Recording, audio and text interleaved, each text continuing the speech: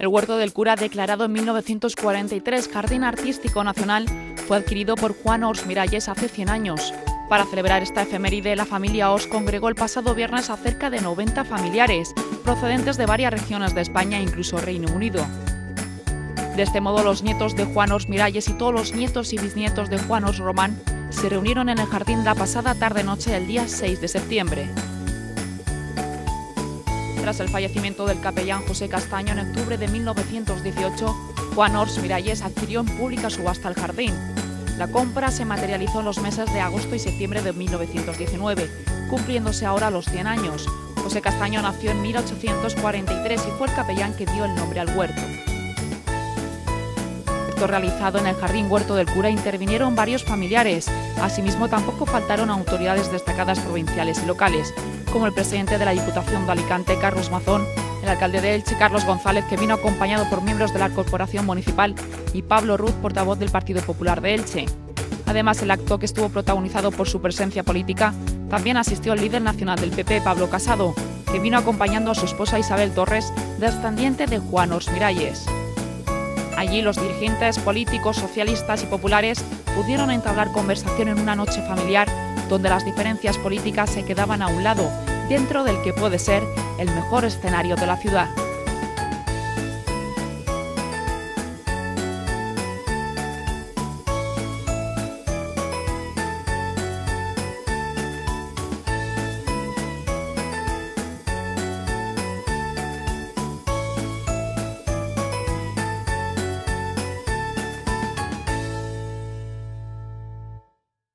Pablo Casado se casó con la ilicitana Isabel Torres el 20 de junio de 2009 en la Basílica de Santa María, el templo más emblemático de la ciudad. Amigos y familiares disfrutaron de una reunión en la que recordaron la vida y trayectoria de Juan Ors Miralles.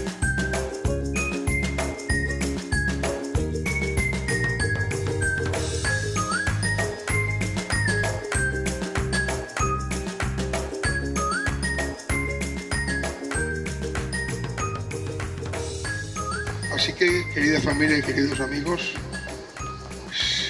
la mayor parte de vosotros el año pasado, el año 18, estuvisteis aquí celebrando o conmemorando los 100 años de la muerte del cura Castaño.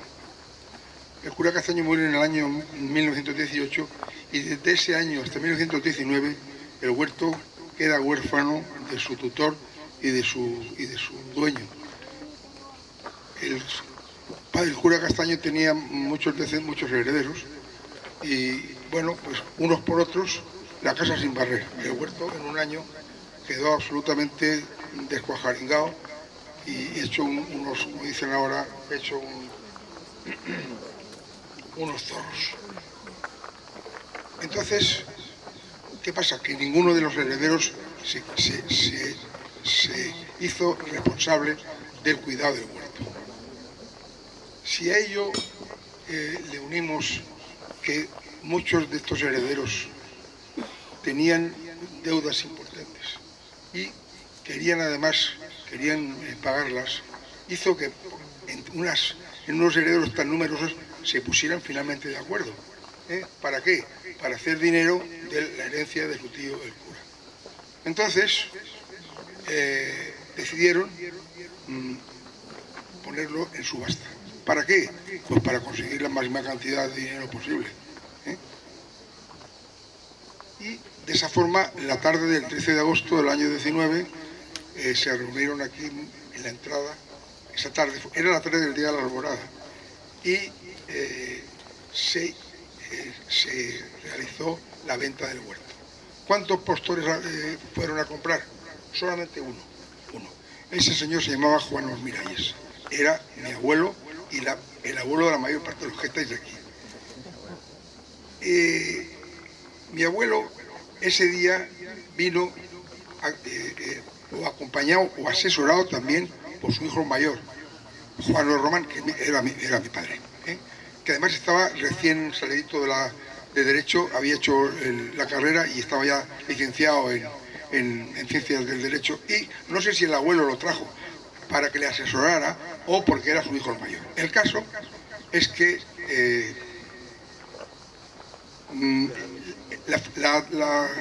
me vais a perdonar, la crónica de ese día, qué ocurrió el día de la venta. Mi padre tuvo la misión de escribirla, de forma que él nos cuenta en un documento autógrafo personal qué ocurrió ese día y cómo ocurrió. Y ese documento os lo va a leer ahora mi hijo Francisco, bisnieto de Juan Ros Miralles y nieto de Juan Román. Cuando quieras. Buenas noches. Bueno, yo voy a leer el documento que dejó escrito mi abuelo en junio del año 1940 en uno de los álbumes de visitantes.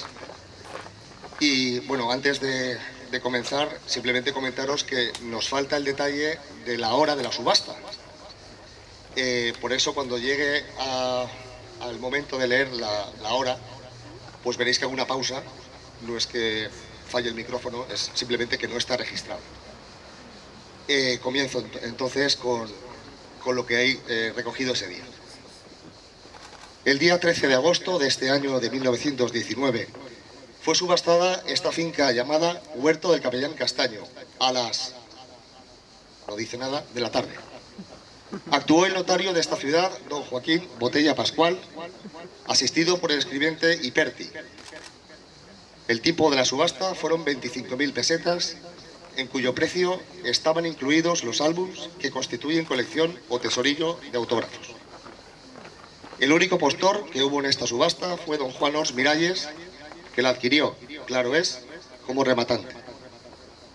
Estaba también presente con él su hijo mayor, Juan Román. Cuando el señor Ros Miralles adquirió el huerto por ese precio, algunos le tacharon como loco por haber dado tanto. Lo adquirió el señor Ors, el huerto, como recuerdo del capellán don José María Castaño, sacerdote que actuó en su matrimonio y que ha bautizado a todos sus hijos. El famoso cura Castaño, durante largos años, acudía todos los días a la casa fábrica de alpargatas del señor Ors Miralles, después de decir misa en una continua y renovada amistad. Fue hombre virtuoso y muy respetado. Toda su ilusión la constituyó el huerto. Por distinguir a las personalidades que venían a visitarlo, dedicó algún álbum más distinguido a las personas que él creía de más relieve. De ahí la falta de cronología de algún tomo, o sea, el revoltijo de fechas. Consigno este recuerdo yo, Juan Ros Román, testigo presencial de todo lo dicho. Elche y junio de 1940. Bien, este es el documento que hay y que tenemos escaneado. Lo tenéis debajo de una de las sombrillas, hay un atril y tenéis el álbum, el último álbum, donde yo he dejado un recuerdo. Hemos puesto una imagen con, digamos, la iconografía de la celebración de hoy y podéis firmar inmediatamente después. Si veis unas cruces a lápiz, es simplemente que me he tomado la libertad de, bueno, evitar que estuvieran perfectas para que firmarais y estuvieran totalmente en blanco. Podéis firmar aunque veáis las cruces. Y podéis también recoger uno de los escáneres de la hoja, tal y como lo escribió con la caligrafía de mi abuelo del año 1940. Gracias. 25.000 pesetas en billetes del Banco de España y en moneda de plata. Eso es lo que dice la escritura. Pero la escritura no dice 25.000 pesetas. La venta se arregló en 8.091,65 céntimos de la época. Pero es que esta diferencia, ¿cómo se explica? De 8.091 a 25.000 pelas. Pues se explica porque según iba transcurriendo la sesión, los herederos pedían más y más y más, porque eran muchos, y cada uno quería tener una buena ración de la tarta de ese día. Tanto es así que en un momento determinado mi abuelo se echó para atrás. Pero mi padre, que era muy pesado, estaba a su lado y le decía, compra. Juan, es molt car, decía mi abuelo. Compra. Me voy a emocionar. Compra, por favor, compra. Y él compró. se sacó los 25.000 pesetas, no sé de dónde, ahora os lo contaré. Porque la segunda pregunta es esto. La gente le tomó por loco. Tanto es así que la primera reprimenda que tuvo fue cuando fue a su casa y mi abuela Dolores, que era su mujer, le dijo: Juan, ¿estás tornado loco? Yo me pregunto, ¿eso fue un capricho que él pagó caro? Pues se puede mirar como se quiera, ¿eh? Yo creo que no. Y lo digo porque él pagó ese día, en agosto, pagó 25.000 pesetas por este huerto. Pero es que al mes siguiente compró una finca en Arzavares, que luego lo heredó mi tío Francisco, que le costó el doble y lo pagó a tocateja. Pero es que más adelante compró, y todos vosotros sabéis lo que era el cuartel viejo, el cuartel de caballería, que pagó en escritura 40.000 pelas, que seguramente en realidad sería muchísimo más dinero. Mi abuelo no era ningún trilero, era un hombre que había trabajado mucho y había ganado mucho dinero. Había ganado mucho dinero porque tuvo la suerte para él y la desgracia para Europa de que le pilló la Primera Guerra Mundial. Y entonces él vendió centenares de miles de pares de un calzado de lona, un botín, ¿sí?, que él decía: el botín que me ha hecho rico. Ese botín, eso, ¿se nota el preverbero? Es que noto como un eco. Bueno, ese botín el hombre tuvo la gracia de mandarlo a esculpir para la posteridad, y lo tenía en su casa encima de una columna de mármol a la entrada de la escalera. Afortunadamente ese botín hoy en día existe y mi primo Juan Solano lo tiene en casa. Lo salvó cuando fueron a tirarla a tirar la casa vieja, y tuvo la vista de llevarse. Bueno. Si habéis escuchado con atención las palabras que ha dicho mi hijo, Juan os dice que compró el huerto y compró los álbumes de visitantes. Este detalle es importante, porque yo estoy casi seguro que esa manía y esa insistencia en ta compra, estaba en parte porque a él le interesaban mucho los álbumes de visitantes, que tienen autógrafos pues de mucho valor. El abuelo, nuestro abuelo, sabía muy bien lo que compraba. Bueno, el huerto era el huerto, y aparte de las razones sentimentales que ha leído Fran, que era muy amigo de mi padre, le había bautizado a todos sus hijos, intervino en su boda, se veían todos los días. Mi abuelo lo que compró fue la Palmera Imperial, y vamos a dejarnos de tonterías, ¿eh? El huerto era el huerto, pero era un huerto, siempre lo he dicho, con cabras, con patos, con gallinas y con enreos. Los objetos personales del capellán, incluidos los objetos de culto, se lo quedaron los herederos. Juan Los Miralles, inmediatamente de comprar el huerto, empezó a hacer una serie de reformas importantes. Por ejemplo, este camino que hay aquí detrás, que conduce a la hiladora, se llama el túnel de los Infantes. Eso no existía, eso lo hizo él, y él plantó las palmeras. Trazó caminos nuevos, reforzó la estructura de la Palmera Imperial para que no se cayera, y incluso hizo la casa, le levantó un piso. Pero es que tanto fue su afán de renovar que intentó cambiarle al huerto el nombre. Y en una colección en un álbum de fotografías que le hizo un famosísimo fotógrafo de la época, Roisin, eran 12 fotografías. Bueno, la primera era la portada del huerto, donde ponía Huerto Imperial. Ahí mi abuelo se equivocó. El huerto imperial nunca fue imperial, fue siempre el huerto del cura. Bueno, acontecimientos como este ocurren muy pocas veces en la vida de una familia. Y qué menos que lo celebremos cada 100 años. Pero no se puede hacer, porque además el próximo centenario, ninguno de los que estamos aquí vamos a estar aquí, seguro.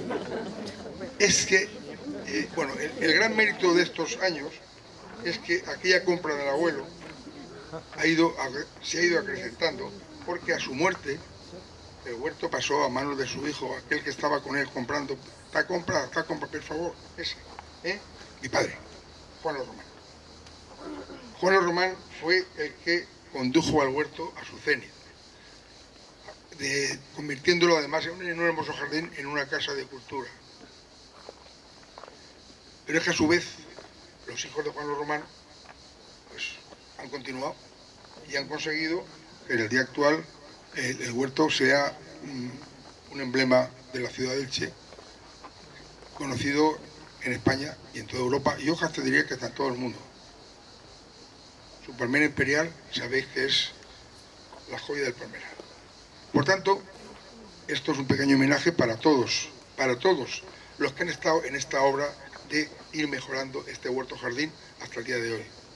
Primero recordando a los que nos precedieron, y segundo, pensando en los que vais a venir cuando nosotros no estemos. Así que yo lo que quiero es que el sueño de Juan Manuel Miralles se haya podido realizar. Muchísimas gracias. Le voy a pasar la palabra. Aquí hay mucha gente que estamos muy enamorados del huerto. Uno de ellos es Vicente Os, que a pesar de estar en el Reino Unido, se acuerda de su huerto todos los días. ¿Verdad que sí? Pues adelante. Queríamos aprovechar la oportunidad de hoy para acercarnos un poco más a la figura de Juan Os Miralles. Yo voy a dar, además de lo que ha dicho mi tío, voy a proporcionar ahora unas pinceladas históricas según recorro su vida. Juan Os Miralles nace en 1874. Su vida quedaría encuadrada entre el final de la Primera República, acordaros del golpe de Pavía, etcétera, y justo el comienzo de la desaparición de la Segunda República Española. Juan era el menor de 5 hermanos. A los 2 años ya se había quedado huérfano de padre. Era una familia humilde. Su padre había sido jornalero del campo. Vivían en la plaza del Raval. Y ahora se nos había quedado la viuda, Margarita, a cargo de todo, con poca cosa. Nuestro Juan empieza bien joven a trabajar, a curtirse, como empleado en una tienda de tejidos en la calle de San Jorge. Primero haciendo recados, después vendiendo en el mostrador. Escalando siempre. Por su cuenta empieza a estudiar contabilidad. Llama la atención de su hermano mayor, José, Pepe, que se lo lleva a su fábrica de alpargatas. Aquí comienza su carrera en esa industria. Se inicia como contable, pero en pocos años ya se había hecho socio y a los pocos más su hermano acaba cediéndole el 100% de la industria. Esto sería en 1907. Me paro aquí para este detalle. Ni Francisco ni Juan Antonio me han logrado aclarar cómo fue ese intercambio, si fue gratis o si fue por un precio. Yo lo que me quedo es con esa sucesión familiar y con esa sucesión pacífica de un hermano a otro. Bueno, vamos a ver cómo era Elche. Alrededor de 1900, Elche era una ciudad de poco más de 25.000 habitantes. La mayoría eran analfabetos. Y Juan estudiando contabilidad. No estaba demasiado industrializada. El 10% de la población trabajaba en unas fábricas de alpargatas, de lona, de calzado. Piénsese que en España se fabricaban al año 30 millones de alpargatas. Bueno, pues la cuarta parte se hacían en Elche. Para que os hagáis una idea de lo humilde que era una alpargata, un par de alpargatas nos salía a peseta y media y un zapato casi 5 veces más. Era una sociedad convulsa políticamente, pobre, donde los trabajadores estaban en condiciones precarias. Era habitual el trabajo de mujeres y hasta de niños. Y ya en 1903, como algunos sabéis, se produce en Elche una huelga muy importante de los alpargateros cuando la patronal niega el alza de salarios. Ya en 1910, en poco tiempo, Juan había comprado 3 fincas en el Triángulo, Almórida, Olivereta, Hospital. Esto no es Nueva York, Londres, París. Allí establece junto a su casa su fábrica de alpargatas definitiva. Se construye allí unas galerías, unas terrazas, la fábrica en sí. Pero ese mismo año también compra una fábrica, una tienda en Madrid, o abre una tienda en Madrid de zapatos, en la calle Puerta de Moros, número 3. ¿Qué pasa en 1912? Pues que la reina Victoria Eugenia visita la fábrica de Juan, en Elche. ¿Y cuál es el siguiente sitio en donde va? Al Huerto del Cura. Es una premonición. Por fuentes periodísticas de esas fechas sabemos que la industria de alpargatas y botines de lona de Juanos Miralles contaba con 500 trabajadores. El resto de las fábricas del pueblo generalmente contrataban a la gente trabajando desde su domicilio. Como ha indicado Francisco, desgraciadamente desde el 28 de julio de 1914 hasta el 11 de noviembre de 1918 tuvo lugar la Gran Guerra. La neutralidad de España le permitió convertirse en un proveedor de material para los contendientes, lo que provocó una burbuja económica durante los años de la contienda. El destino más importante para las exportaciones españolas de calzado fueron los países beligerantes, pero en concreto Francia.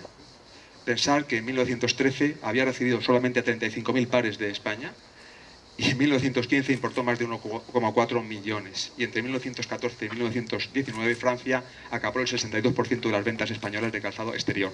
Aquí yo creo que era donde las fábricas de Elche estaban suministrando material de una forma masiva. Años de febril actividad para la fábrica de Juan y para Elche, atendiendo a la demanda internacional.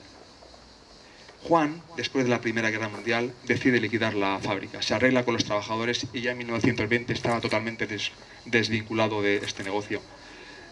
Va a Madrid con más frecuencia, donde están sus hijos, Juan, regentando la tienda cuando él no está, Dolores, María, estudiando canto, Margarita y Francisco, que es quien finalmente se hace cargo del negocio, y Gracián, más pequeño, que posteriormente comenzaría a estudiar medicina. Su vinculación a Elche, desde luego, continúa. Y comienza a invertir en Elche en bienes inmuebles. El primero el Huerto del Cura, otras fincas urbanas y rústicas, y como ha dicho Francisco, en 1931 culmina con ni más ni menos que la compra del cuartel de caballería.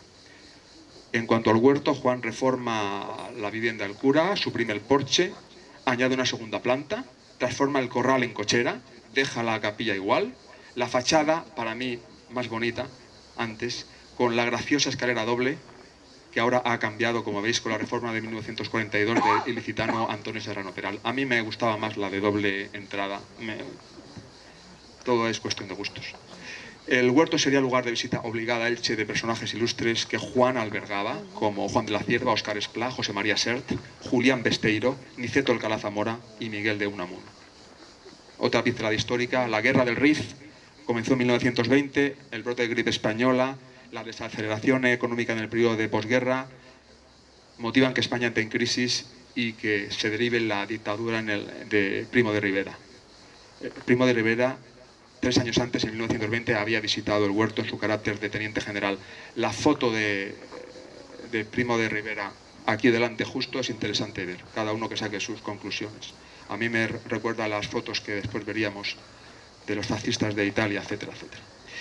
Desde el 14 de abril de 1931 y hasta comenzada la Guerra Civil Española, Juan vería transcurrir la Segunda República hasta el golpe de 18 de julio de 1936, justo 3 meses antes de su fallecimiento. Quiero dejar como reflexión final ya de nuestro personaje el hecho de que no solamente era una persona extremadamente astuta y trabajadora, sino también para mí avanzada a su tiempo. Además de su interés por los negocios, tenía una capacidad muy de hoy, se manejaba en el tema mediático, pero sobre todo, para nosotros, logró preservar en el centro de Elche un rincón mágico, el Huerto del Cura. De ello, creo que sus nietos, bisnietos, tataranietos y el resto de personas vinculadas a Elche, aquí presentes, se deben sentir muy orgullosos. Muchas gracias. Creo que viene al caso, además. Cuando los hijos de Juan Román, los hermanos Serrano, constituyeron una sociedad para albergar el jardín, para protegerlo, dentro de una sociedad con una entidad legal, con garantías jurídicas, donde pusieron no solamente el terreno, sino la casa, y también las marcas, los rótulos. Todo el registro de Huerto del Cura está en esa sociedad. Esta sociedad, por ejemplo, le ha permitido al Hotel Huerto del Cura seguirse llamando así, con una concesión que es temporal. Pues bien, cuando se formó esta empresa, ¿cuál era el nombre lógico de esa empresa? Huerto del Cura, ¿no? S.A. Pues nos encontramos con que no se lo pudimos poner, o no se lo pudieron poner ellos, y hubo que ponerle un nombre que no voy a repetir porque es muy feo, pero nos encontramos con que había una sociedad en Murcia que creo que se dedicaba, Luis, ¿era a frutas? Sí. Frutas, vale. Una sociedad de frutas que se llama Huerto del Cura S.A. Bueno, al tiempo transcurrido, hemos dejado que esa empresa muera lentamente, que se quede sin actividad, y por fin hemos comprado la sociedad y estamos procediendo a la fusión por absorción, y la noticia es que justo coincidiendo con 2019 vamos a poder conseguir que ya todo esté dentro de esa sociedad y que se llame Huerto del Cura S.L. Así que era una nota solamente muy curiosa. Bueno, gracias y paso la palabra al organizador. Bueno, has dicho muchas cosas que ni yo mismo sabía. Una cosa has dicho. Bueno, no sé si algún miembro de la familia quiere decir alguna cosa.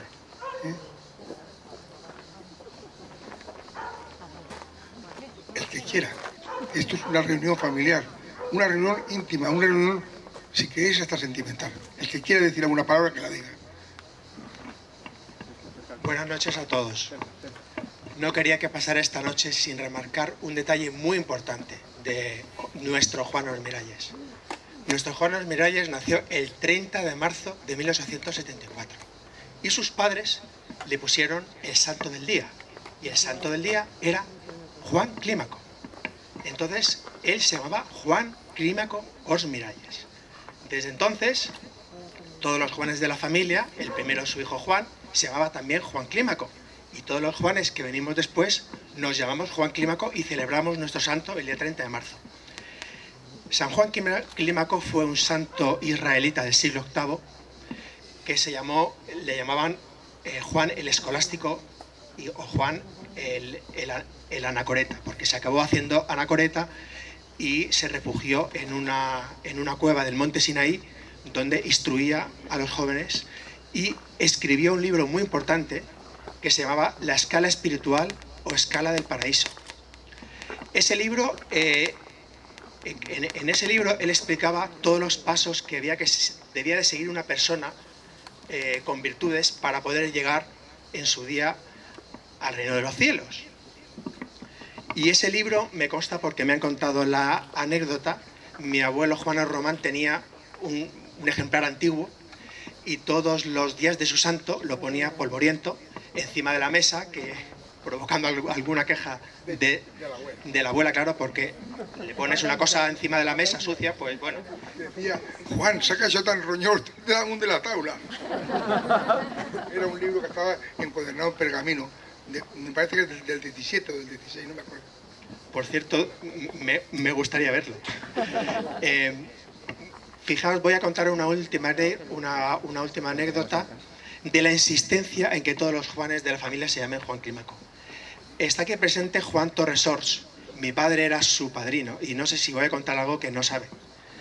Pero en la pila bautismal que estaba yo, era pequeño, pero como mi padre lo repitió luego tantas veces, pues yo no sé si lo oí en ese momento o lo sé porque me lo contó mi padre. El caso es que cuando el sacerdote preguntó ¿cómo le van a llamar a este niño?, la madrina, que no sé quién era, dijo Juan, y mi padre dijo Juan Clímaco. Y desde ese momento el cura cogió totalmente la onda y le puso Juan Clímaco.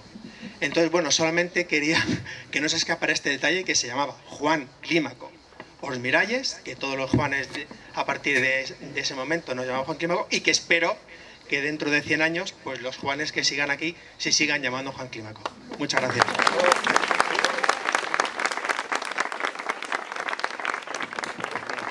Bueno, testimonios como estos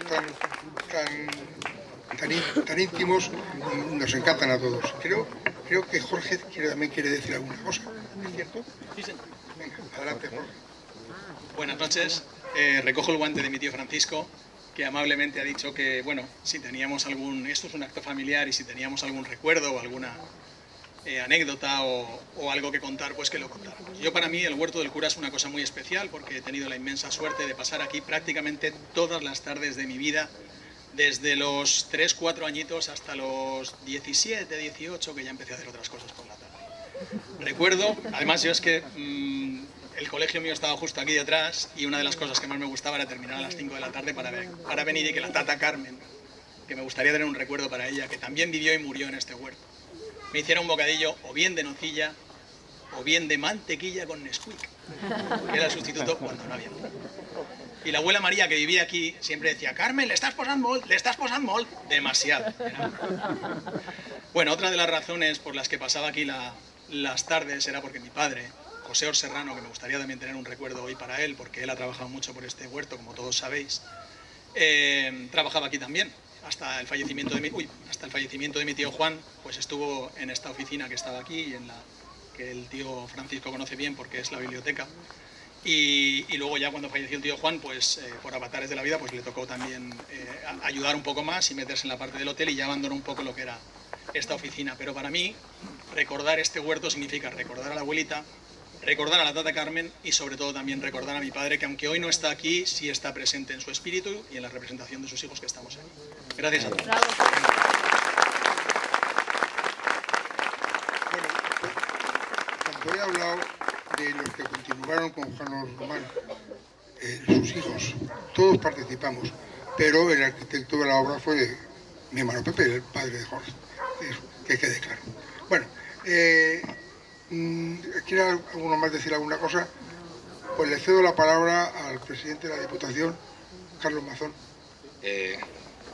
El político de turno hoy en un acto familiar lo único que puede es cumplir el 11º mandamiento, que es no molestar. Y tanto Mamen como yo estamos muy contentos y muy agradecidos a que nos hayáis invitado a participar de este acto familiar.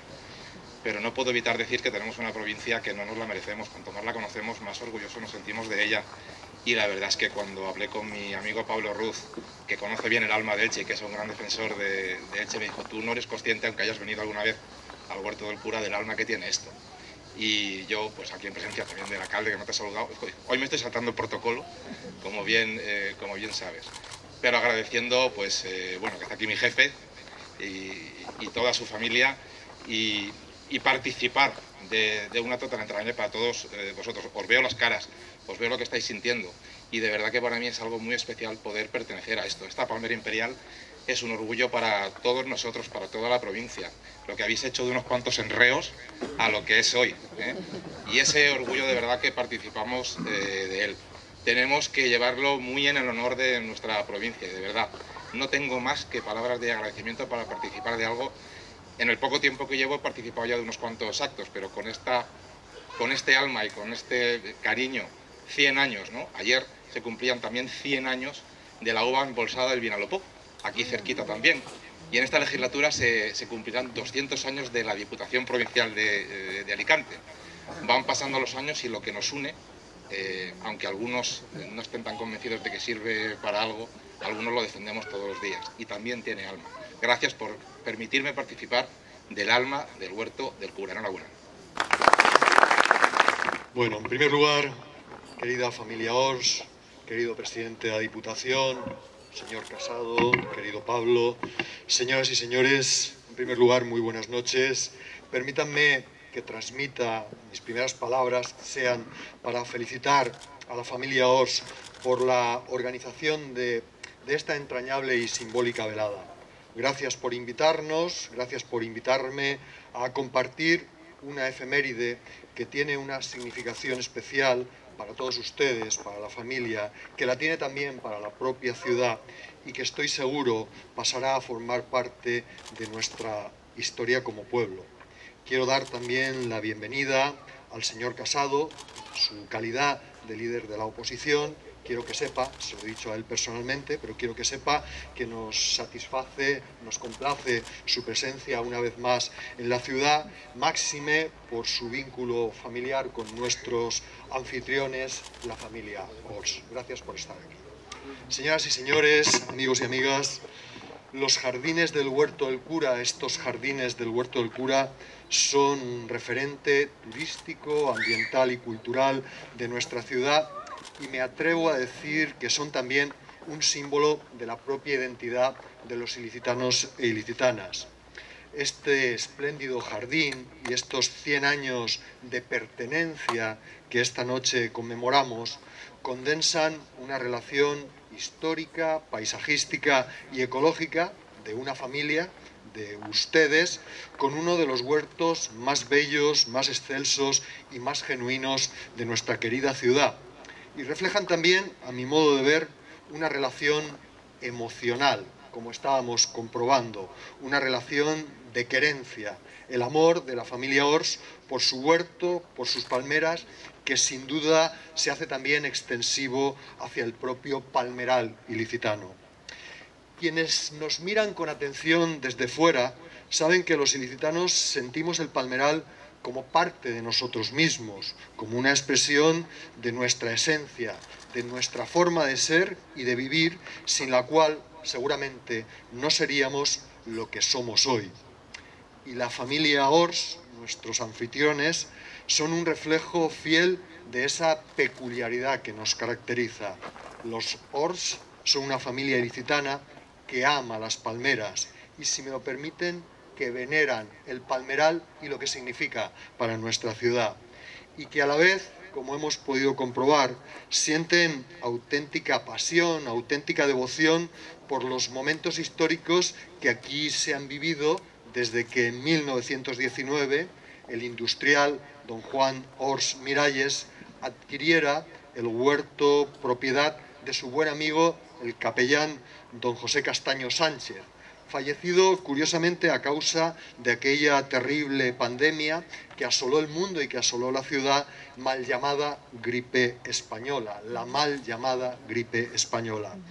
Uno de los propietarios actuales, que no nos puede acompañar, don José Ors, mi amigo Pepe Ors, nieto de don Juan Ors Miralles, tiene escrita una idea que en mi juicio sintetiza lo que la familia, lo que todos ustedes sienten por el huerto. Dice mi apreciado amigo Pepe sobre el huerto familiar: desde hace más de 80 años, la familia Ors, esto está escrito evidentemente hace una veintena de años, desde hace más de 80 años, la familia Ors, mi familia, sigue atenta día a día el crecimiento de esta criatura, la más preciada de cuantas forman nuestra extensa familia. Y además añade: el huerto es el resultado de varias generaciones que hicieron de su mimo, de su cuidado y de su embellecimiento el quehacer más entrañable de sus vidas. Bellísimas palabras que recogen lo que la familia Ors siente por este huerto familiar y estoy seguro también por esta seña de identidad ilicitana que son nuestras palmeras, que es nuestro palmeral. Por ello, en una noche como esta, de memoria, de sentimientos, de añoranza y de afectos, quiero expresar mi reconocimiento como alcalde, el reconocimiento de toda la ciudad a la familia Ors y singularmente a don Juan Ors Miralles, a don Juan Ors Román y a doña María Serrano Barceló, y desde luego a sus hijos, a don José Ors, a doña María Dolores Ors, a don Francisco Ors, que hoy nos acompañan, y también a don Juan, Andrés y Vicente, ya fallecidos. Agradecimiento y reconocimiento por estos años de entrega en pro de la preservación de este bellísimo paraje, que es Jardín Artístico Nacional, que forma parte del patrimonio declarado del Patrimonio de la Humanidad por la UNESCO hace unos años y que está presidido por este monumento vegetal, capricho de la naturaleza, que es la palmera imperial, que tanta visibilidad y que tanta notoriedad le ha dado a nuestra ciudad. Queridos amigos, querida familia Ors, durante un siglo, que se dice pronto, habéis demostrado ser un ejemplo de compromiso con vuestras raíces y con nuestras señas de identidad, con nuestro paisaje y con nuestro patrimonio natural y cultural. Un ejemplo loable que reconocemos y que valoramos. Pero más allá de ello, vuestra pasión por el huerto entonces del capellán Castaño, hoy del cura, sirve para evidenciar que el palmeral de Elche es el fruto del compromiso de generaciones y generaciones de ilicitanos e ilicitanas con nuestras raíces y con nuestra idiosincrasia. Por ello, en un día como hoy, evocando esa relación emocional, el amor que los ilicitanos sentimos por nuestras palmeras, quiero reafirmar con solemnidad mi compromiso, nuestro compromiso con el palmeral. El compromiso de toda la ciudad de Elche con nuestro palmeral, con su protección, con su cuidado y con la divulgación de este singularísimo tesoro natural conformado y conservado desde la época musulmana y que todos nosotros tenemos el deber, tenemos la obligación de legar a nuestros hijos y nietos. Que la conmemoración de estos 100 años de historia de los jardines del Huerto del Cura, bajo el halo mágico que irradia esta palmera imperial, sirva como acicate para que la familia Ors siga mimando su huerto y sirva también para que los ilicitanos cuidemos con tanto esmero como determinación nuestro valioso y querido palmeral. Feliz centenario, buenas noches, muchas gracias.